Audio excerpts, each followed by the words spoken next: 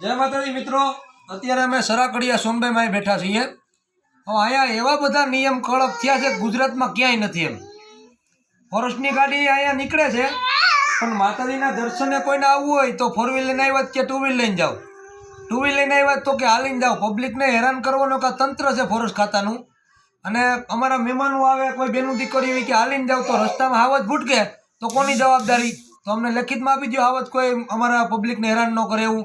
અને કાં અમારા મહેમાનો કોઈ આવે, બેનું દીકરીઓ આવે, કોઈ એવા શ્રદ્ધાળુ આવે એને અહીંયા આવવાની વ્યવસ્થા કરી દઈએ। અમે કાંઈ કોઈ નુકસાન કરવા તો નથી આવતા અહીંયા। અમે અમારી મા જગદંબા બેઠી છે એના દર્શન કરવા આવીએ છીએ અને એને પ્રાર્થના કરવા આવીએ છીએ। અને નાકે બેઠા હોય ખાખી કપડાં પહેરી અને એમ કે 4 વ્હીલ લઈને આવો તો કે 2 વ્હીલ લઈને જાઓ, 2 વ્હીલ લઈને આવીએ તો હાલીને જાઓ। એટલે એના મનમાં સમજે છે હું બધાય।